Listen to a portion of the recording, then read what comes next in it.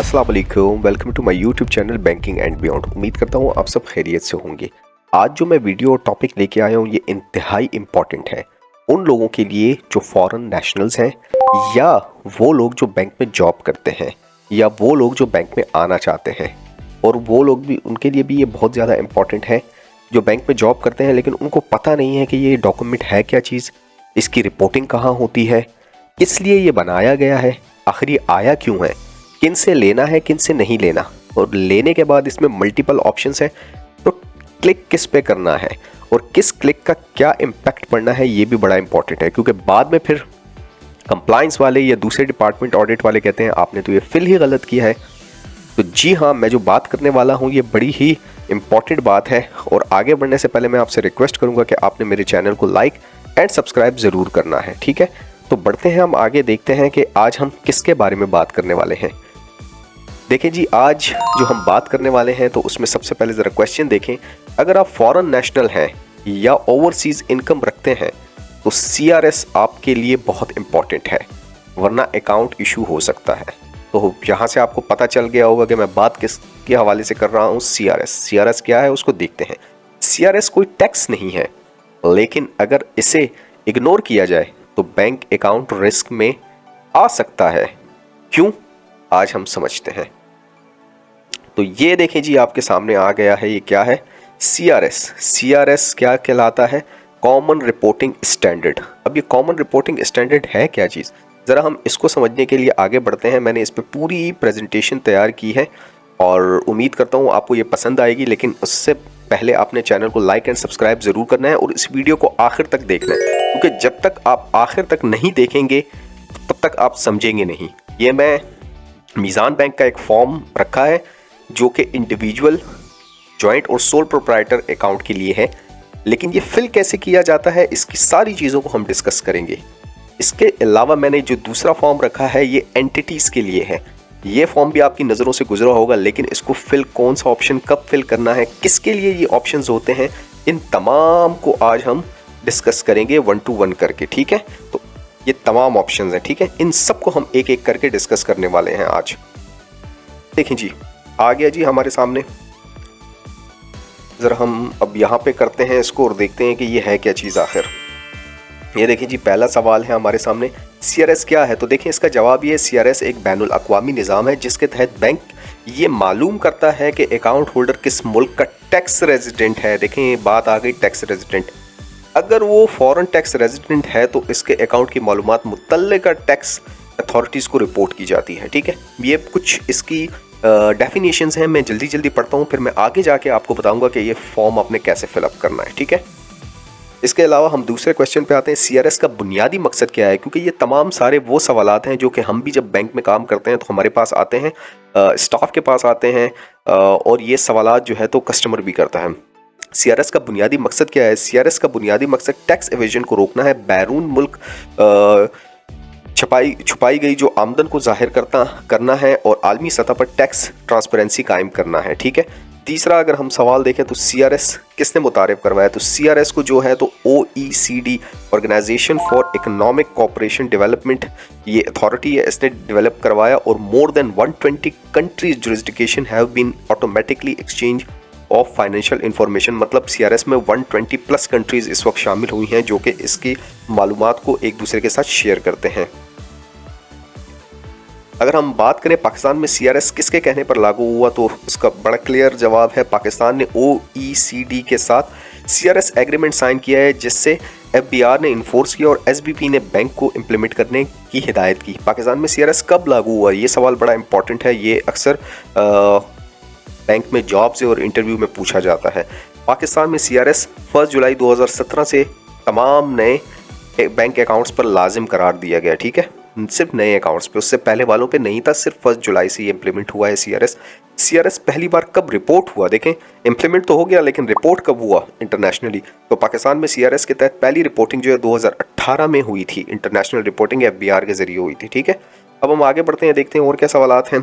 CRS किन accounts पर लागू होता है, तो CRS जी दर्ज झेल अकाउंट्स पर लागू होता है, individual, joint, sole proprietorship, entity accounts, मतलब तमाम अकाउंट्स पर लागू होता है। इन सिंपल वर्ड्स, क्या हर पाकिस्तानी अकाउंट CRS रिपोर्टेबल होता है, नहीं, सिर्फ फॉरेन या dual tax resident account CRS reportable होता है, सिर्फ Pakistani tax resident account report नहीं होता। अकाउंट ओपनिंग ऑफिसर का सीआरएस में क्या किरदार है, ये बड़ा इंपॉर्टेंट है जी, ये बहुत ज़्यादा इंपॉर्टेंट है। जब मैं बैंक में था तो इस चीज़ को मैं बहुत गौर से देखता था। जब ब्रांच में था तो मेरे सामने ही सीआरएस आया था 2017 में, तब मैं ब्रांच बैंकिंग में था। तो अकाउंट ओपनिंग ऑफिसर के लिए या कस्टमर से आपने टिन लेना है, टैक्स रेजिडेंसी डिक्लेरेशन लेनी है, सेल्फ सीआरएस टैक्स सर्टिफिकेट लेना है, हासिल करना है और इंश्योर करना है कि फॉर्म मुकम्मल है या दुरुस्त है। सिंपल वर्ड में आपने सीआरएस फॉर्म उससे कम्प्लीटली और सही तरीके से फिलअप करवाना है। टिन नंबर लेना है या टिन नंबर के इक्विवेलेंट अगर जो बनता है वो आप अपने कंप्लायंस डिपार्टमेंट से पूछ लीजिए। उसकी पूरी एक लिस्ट आती है, नेट पे भी अवेलेबल है, वहाँ से आप ले लें कि किस किस कंट्री में क्या क्या सीआरएस के अगेंस्ट इक्विवेलेंसी है, वो आप उनसे डिमांड करेंगे। ठीक है, तो ये बहुत ही इंपॉर्टेंट है आपके लिए, क्योंकि अक्सर लोग जो हैं अकाउंट ओपनिंग ऑफिसर इस चीज़ में कंफ्यूज होते हैं। तो भाई यहाँ पे लिखा हुआ है ना, tax residency declaration, CRS self form और टिन, तो ये बड़ा इंपॉर्टेंट है। इसके अलावा अगर हम बात करें कि और क्या चीज़ है, तो ये देखें सीआरएस में टैक्स रेजिडेंसी क्या होती है। ये देखें जवाब है, टैक्स रेजिडेंसी से मुराद वो मुल्क जहाँ कोई शख्स कानूनी तौर पर टैक्स अदा करने का पाबंद होता है, ना कि सिर्फ रिहाइश, मतलब सिर्फ वो रहता नहीं है वहाँ पे, वो टैक्स देने का पाबंद होता है, तो वो टैक्स रेजिडेंसी कहलाती है उसकी। जी, नेक्स्ट सवाल की तरफ हम आते हैं, देखते हैं कि ये कौन सा हमारे पास सवाल आ गया है।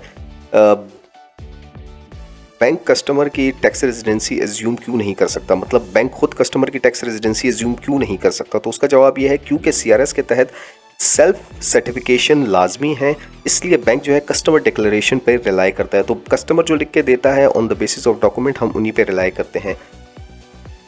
सीआरएस सेल्फ सर्टिफिकेट फॉर्म क्यों लिया जाता है, तो सिंपल वर्ड में देखें, कस्टमर फॉर्म होता है टैक्स रेजिडेंसी को डॉक्यूमेंट करने के लिए, सीआरएस को रिपोर्ट करने के लिए, एफबीआर को देने के लिए हमारे पास एक डॉक्यूमेंट होना चाहिए, तो वो सेल्फ सर्टिफिकेट होता है। CRS form USA only and Pakistan का क्या मतलब है, इसका मतलब यह है कि कस्टमर सिर्फ पाकिस्तान या अमेरिका का टैक्स रेजिडेंट है और किसी और दूसरे मुल्क का टैक्स रेजिडेंट नहीं है। तो ये एक डिक्लेयर्ड करना होता है, ठीक है, आपने कि आप अमेरिका और पाकिस्तान के अलावा कहाँ के टैक्स रेजिडेंट हैं। अब जी नेक्स्ट सवाल की तरफ आते हैं, अगर कस्टमर सिर्फ पाकिस्तान का टैक्स रेजिडेंट हो तो, मतलब अगर सिर्फ पाकिस्तानी हो तो ऐसा अकाउंट सीआरएस रिपोर्टेबल नहीं होता, उसका पार्ट 3 फिल करने की ज़रूरत नहीं है। तो ये पार्ट 3 आगे क्या है ये मैं आपको बता दूंगा, ये फिर आप यहाँ पे समझ जाएंगे, तो आगे आपके लिए बस सिर्फ देख के निकालना होगा। नेक्स्ट सवाल की तरफ आते हैं, ड्यूअल टैक्स रेजिडेंसी क्या होती है। जब कोई शख्स एक से ज़्यादा ममालिक का टैक्स रेजिडेंट हो, मसलन पाकिस्तान और यूके का, तो उसे ड्यूअल टैक्स रेजिडेंट कहा जाता है। समझ आ गई। फॉरेन टैक्स रेजिडेंट के लिए सीआरएस में क्या ज़रूरी है, देखें फॉरेन टैक्स रेजिडेंट के लिए ही ये बनाया गया है। तो फॉरेन टैक्स रेजिडेंट दर्ज झेल चीज़ें लाजमी हैं, country of tax residence, foreign tin और इसके अलावा सेल्फ सर्टिफिकेशन ऑफ सीआरएस, तो ये उनके लिए ज़रूरी। पढ़ते हैं हम आगे, देखते हैं। वीडियो अगर लेंथी हो रही है तो मेरा मकसद सिर्फ और सिर्फ आपको समझाना है डिटेल में कि आप अगर अकाउंट डिपार्टमेंट में हैं या ब्रांच बैंकिंग में हैं या सीआरएस के हवाले से अगर आप कंप्लायंस डिपार्टमेंट में हैं, रिपोर्टिंग में हैं, तो ये आपके लिए कितनी इंपॉर्टेंट चीज़ें हैं। ये देखें जी, टिन क्या होता है, टिन का बार बार जिक्र आ रहा है। तो ये देखें जी, टिन साहब जो है वो कौन है। टिन ये है टैक्स आइडेंटिटी नंबर, वो नंबर होता है जो किसी मुल्क की टैक्स अथॉरिटी अपने टैक्स पेयर को देती है। जिस तरह पाकिस्तान में एनटीएन होता है, तो इस तरह बाहर मुल्कों में टिन होता है। जहाँ पे टिन नहीं है तो वहाँ उसके इक्विवेलेंसी जो होता है आप वो भी लगा सकते हैं, ठीक है। वो आप अपने कंप्लायंस से भी पूछ सकते हैं, और अगर आपके पास नहीं है तो ऑनलाइन भी वो अवेलेबल है, वहाँ से भी आप ले सकते हैं इक्विवेलेंसी हर मुल्क के हिसाब से उसका टिन या उसका tax number. Foreign tax resident के लिए टिन क्यों ज़रूरी है। टिन के ज़रिए फॉरेन टैक्स अथॉरिटी कस्टमर की सही शनाख्त कर सकती है, इसलिए ये मैंडेटरी है। जिस तरह पाकिस्तान में एनटीएन है, आप एनटीएन मेरा डालेंगे तो आ जाएगा वलीद, ये कहाँ रहता है, क्या मतलब इसके असासे हैं, सब कुछ आ जाता है। उसकी सही शनाख्त के लिए टिन ज़रूरी है। तो टिन नहीं है तो उसकी इक्विवेलेंसी ले लें। अगर टिन कस्टमर फराम ना कर सके तो क्या होगा, कस्टमर को रीज़न ए, बी या सी सेलेक्ट करना होगा और बात सूरतों में सपोर्टिंग एविडेंस भी देना होगा। या आगे बताऊंगा रीजंस क्या होते हैं। ये फॉर्म जब आप फिल करेंगे तो आपको आसानी से समझ आ जाएगी ये चीज़ें, लेकिन फॉर्म को समझने के लिए ये बातें समझना बहुत ज़रूरी है। अब हम नेक्स्ट क्वेश्चन की तरफ आते हैं। रीज़न ए क्या है, आगे रीज़न ए आएगा तो आप देख लेंगे। रीज़न ए का मतलब है मुतल्लिका मुल्क टिन इशू ही नहीं करता। ये एक रेयर केस है, मतलब अगर कोई मुल्क टिन इशू ही नहीं करता तो आप क्या करेंगे, तो वहाँ पे आपने रीज़न ए सेलेक्ट करना है। रीज़न बी क्या है? रीज़न बी तब इस्तेमाल होता है जब कस्टमर टिन हासिल ना कर सके और इसमें तहरीरी वजाहत और सबूत ज़रूरी होता है, मतलब उसको टिन नहीं मिल रहा। तो क्यों नहीं मिल रहा, रीज़न लिख के देगा। रीज़न सी क्यों रिस्की समझा जाता है, क्योंकि अक्सर ममालिक में टिन लाजिम होता है, इसलिए रीज़न सी रेयरली एक्सेप्टेबल है। और ऑडिट ऑब्जेक्शन भी बन सकता है, रेगुलेटरी इशू भी बन सकता है उससे ज़्यादा। CRS इंडिशिया क्या होता है? CRS इंडिशिया वो अलामात हैं जो फॉरेन टैक्स रेजिडेंसी की तरफ इशारा करती हैं, मसलन foreign address, foreign phone number या होल्ड मेल वगैरह की जो फैसिलिटी होती है, तो उससे पता चलता है कि भाई ये CRS इंडिशिया है या नहीं है। बढ़ते हैं आगे, देखते हैं क्या है। माशाल्लाह सवालात आ रहे हैं ताकि आपका कॉन्सेप्ट क्लियर हो जाए। ये सवालात सारे मैंने वर्किंग करके बनाए हैं, सारी एक एक चीज़ को मैंने गैदर किया है ताकि आप लोगों को ये समझ आ जाए। ये सवालात वो सवालात हैं जो हमारे भी दिलों में थे, माइंड में थे, जो कि हमने फिर बाद में क्लियर किए थे। तो ये देखें जी, CRS की मिसालें बताएं। CRS इंडिशिया की मिसालें: foreign address, foreign phone number, foreign stay, नाइकॉप, केयर ऑफ एड्रेस या होल्ड मेल। तो वो मैंने आपको पहले ही बता दिया। क्यूरिंग डॉक्यूमेंट क्या होते हैं? वो डॉक्यूमेंट जो साबित करते हैं कि कस्टमर फॉरेन टैक्स रेजिडेंट नहीं है, क्यूरिंग डॉक्यूमेंट कहलाता है। क्यूरिंग डॉक्यूमेंट की मिसाल अगर दें तो वीज़ा, पासपोर्ट, उसका वीज़ा और पासपोर्ट पाकिस्तान का ही है या मिसाल के तौर पे US का है, तो वो फिर नहीं होगा, CRS में फॉल ही नहीं होगा, CRS इंडिशिया ही नहीं होगा। तो ये डॉक्यूमेंट है। वर्क वीज़ा, स्टडी वीज़ा, अगर वो किसी ऐसे मुल्क में है जहाँ पे CRS इम्प्लीमेंट ही नहीं है तो फिर CRS की ज़रूरत ही नहीं है उसके लिए रिपोर्ट करने की। डिप्लोमेटिक पोस्टिंग प्रूफ या ट्रैवलिंग एक्सप्लेनेशन 6 माह से कम क़याम अगर उसने किया है तो फिर भी वो ये डॉक्यूमेंट दे के अपनी जान इससे छुड़ा सकता है। आगे बढ़ते हैं, देखते हैं कि आगे क्या है। CRS रिपोर्टिंग किसको होती है? फॉरेन टैक्स अथॉरिटी को होती है, FBR के ज़रिए ये रिपोर्टिंग होती है। बैंक FBR को रिपोर्ट करता है, फिर FBR जो है तो फॉरेन टैक्स अथॉरिटी को रिपोर्ट करता है। CRS के तहत कौन सी मालूमात रिपोर्ट होती हैं? अकाउंट होल्डर के नाम, address, country, tin, account number, account balance, profit या इनकम जो भी होता है वो रिपोर्ट होता है। CRS के फ़वाइदे बताएं जी। CRS के फ़वाइद ये हैं: CRS टैक्स ट्रांसपेरेंसी है और ब्लैक मनी कंट्रोल इससे होती है, और इंटरनेशनल रेपुटेशन में बेहतरी आती है क्योंकि आप OECD के मेंबर हैं। डैट इज़ द रीज़न आपने एग्रीमेंट साइन किया हुआ है कि आपने शेयर करना है, तो ये आप पे लाजिम व मजलूम है कि आपने ये शेयर करना है। अब बढ़ते हैं, देखते हैं आगे हमारे पास क्या है। CRS के नुकसानात या चैलेंजेस क्या हैं? CRS में डॉक्यूमेंटेशन ज़्यादा होती है, कस्टमर प्राइवेसी कंसर्न होता है, बैंक पर बर्डन होता है कंप्लायंस का, ऑडिट का। CRS और FATCA में फ़र्क क्या है? FATCA पे मैं अलग से वीडियो बताऊंगा, फिर उसमें आप देख लेना कि FATCA क्या होता है। उस पर भी इंशाल्लाह हम डिटेल में इसी तरह डिस्कस करेंगे और एक एक चीज़ सीखेंगे। CRS आलमी निज़ाम है जबकि FATCA सिर्फ अमेरिका के लिए है, ठीक है, ये दोनों का फ़र्क है। CRS, जिस तरह CRS में बताया 120+ कंट्रीज़ आपस में टैक्स डाटा एक्सचेंज करते हैं, जबकि FATCA सिर्फ अमेरिका के लिए। तो यहाँ पे सिर्फ ये समझना ज़रूरी है, बाकी फिर इंशाल्लाह डिटेल में आगे डिस्कस करेंगे। CRS में अकाउंट ओपनिंग ऑफिसर के लिए गोल्डन रूल क्या होना चाहिए? इनकम्प्लीट CRS फॉर्म पर अकाउंट कभी ओपन ना करें और टैक्स रेजिडेंसी का अंदाज़ा खुद से ना लगाएं। तो मतलब आपने खुद से तुक्का नहीं मारना और इनकम्प्लीट डॉक्यूमेंट नहीं लेना, आपने कस्टमर से फिल करवाना है और एक्यूरेट डॉक्यूमेंट फिल करवाना है। अब ज़रा हम आगे बढ़ते हैं, देखते हैं। ये जी फॉर्म आ गया। ये फॉर्म बड़ा इंपॉर्टेंट है जो लोग मीज़ान में काम करते हैं उनके लिए भी, और अगर वो किसी और बैंक में काम करते हैं तो फॉर्म की शेप इसी तरह की हो सकती है, बस सिर्फ डिज़ाइन अलग अलग हो सकता है, बाकी कंटेंट सारे यही आएंगे। तो देखें जी, ये इंडिविजुअल का, ये देखें जी, ये फॉर्म है individual joint and sole proprietorship account holders के लिए, ठीक है।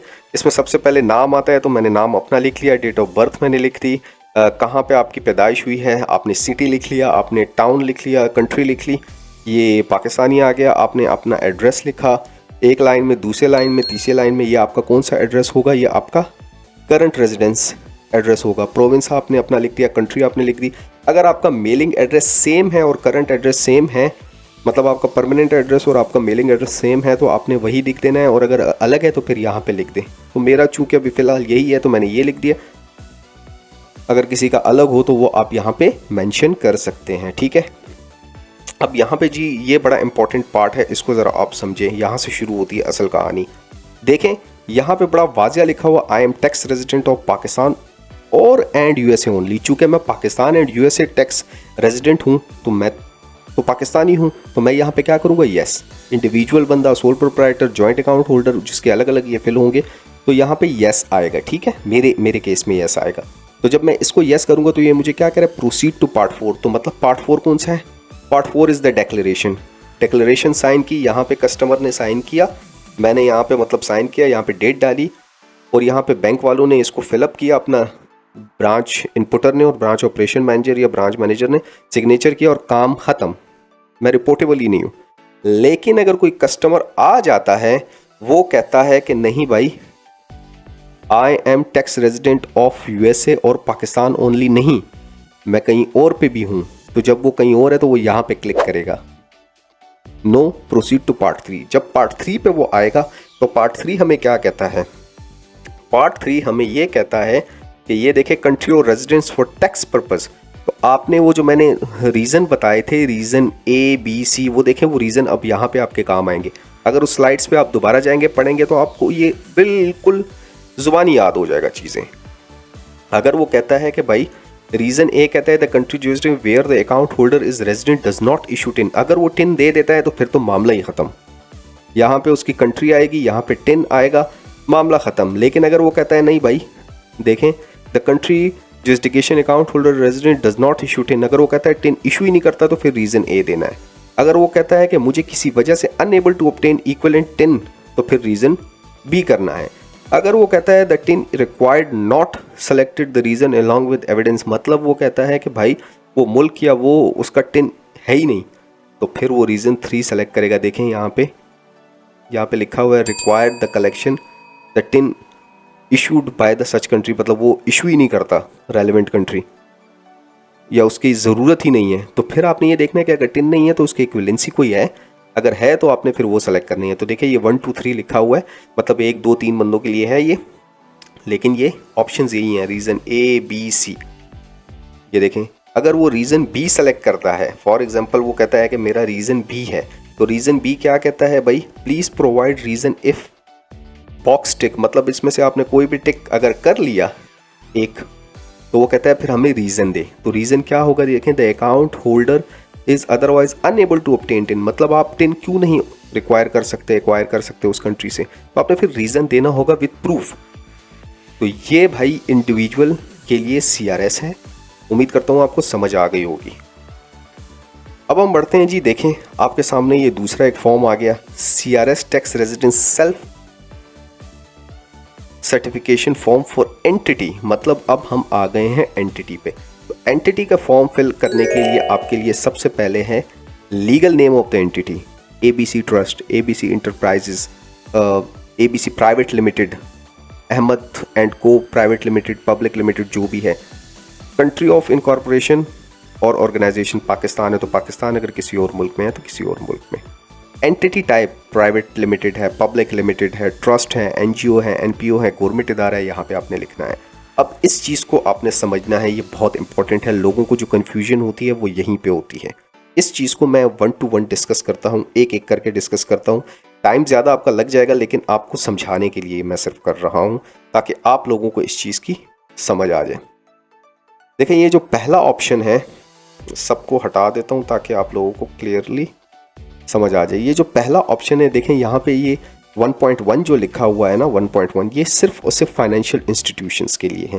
तो उसका A पार्ट जो है, depository institution, custodian, specified insurance company, खुद वो बता रहा है भाई, ये देखें खुद वो बता रहा है, बैंक, लाइफ इंश्योरेंस कंपनीज वगैरह के लिए, मुदारबा कंपनी के लिए, बैंक इंश्योरेंस कंपनी के लिए, उनके लिए। ऑप्शन B जो है, investment entities, asset management, mutual fund, brokerage house, उनके लिए है। तो अगर आप यहाँ पे क्लिक कर लेते हैं इनमें से कोई भी एक, तो वो क्लियरली कह रहा है कि आप प्रोसीड टू पार्ट 4। तो पार्ट 4 पे जाएं, यहाँ पे कंपनी के डायरेक्टर या ऑनर्स या कंपनी के सीईओ या जो भी सिग्नेटरीज हैं उनसे सिग्नेचर लें, स्टैम्प करवाएं और बात ख़त्म।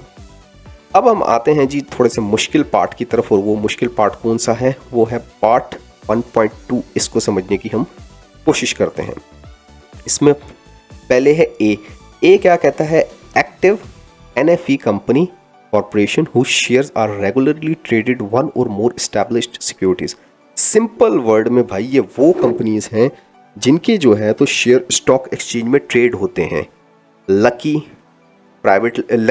सीमेंट, हपको, ओजीडीसी, ये तमाम वो कंपनीज हैं जिनके स्टॉक एक्सचेंज में शेयर ट्रेड होते हैं। तो आपने यहाँ पे उनसे क्लिक करवाना है, ठीक है। अब दूसरा ऑप्शन आपके पास आता है, पहले मैं इन चारों को डिस्कस करता हूँ। एक्टिव एनएफई रिलेटेड एंटिटीज, ये तमाम वो कंपनीज होती हैं जो कौन सी हैं? जो कि कहलाती हैं रिलेटेड एंटिटीज। ओजीडीसी, लकी, इन तमाम की सब्सिडरीज, लकी की जिस तरह लकी कोर इंडस्ट्रीज है, लकी पावर है, लकी सीमेंट है, ओजीडीसी की अगर कोई सब्सिडरी है तो ये उनके लिए है। तो आप यहाँ पे उनसे साइन लेंगे और आगे बढ़ जाएंगे, ठीक है। तो ये उनके लिए है। तीसरा है पार्ट सी, 1.2 का part C, active NFE government entity international organisation. यहाँ पे देखें उसने खुद डिफाइन कर दिया, यूनाइटेड नेशन, नेटको और सेंट्रल बैंक। स्टेट बैंक आपके पास आता है, नेटको आता है, यूनाइटेड नेशन आता है, गवर्नमेंट ऑफ पाकिस्तान का अकाउंट आता है, सेंट्रल बैंक का अकाउंट आता है। तो फिर आपने यहाँ पे क्लिक करना है और यहाँ पे देखें वो आपको क्लियरली खुद कह रहा है, मतलब इस डॉक्यूमेंट के अंदर ही आपके जवाब आते हैं। If you have ticked box A, B और C please proceed to part 4। मतलब ए बी सी आपने किया, पार्ट 4 पे क्लिक करें, यहाँ पे जो है तो सिग्नेचर लें और बात खत्म। समझ आ गई? अब हम आते हैं जी 1.2 के पार्ट डी पे। पार्ट डी क्या कहता है? Active NFE is active other than above. यहाँ पे लिखा हुआ है for example NGO, NPO, manufacturing, trading concern, 50% of the income asset from income sales. मतलब अगर वो सेल्स करता है, अपनी सर्विसेज दे रहा है और उससे उसकी 50% या मोर देन 50% इनकम आ रही है, तो आपने यहाँ पे उसका क्लिक करना है। NGO, NPO, trust, society, club, private limited, manufacturing concern, service concern, यहाँ पे आपने क्लिक करना है। If you have tick the box D please proceed to part 2। Part 2 क्या कहता है भाई? पार्ट 2 कहता है कि entity is tax resident of Pakistan and USA only. तो अगर वो पाकिस्तानी कंपनी है तो आपने यहाँ पे उस पर क्लिक करना है और आगे बढ़ जाना है। पार्ट 4 पे ख़त्म बात। और अगर वो कहीं बाहर की कंपनी है तो फिर पार्ट 3 पे आपने आना है। और पार्ट 3 पे आने का मतलब क्या था? जो पिछले एक सेशन में मैंने मतलब बताया इंडिविजुअल के लिए, सेम मकसद उसका भी यही है कि वो कंपनी के पास 3 ऑप्शंस हैं। कंपनी रीज़न ए देगी, रीज़न बी देगी या रीज़न सी देगी। रीज़न ए का मतलब ये है कि does not issue TIN to resident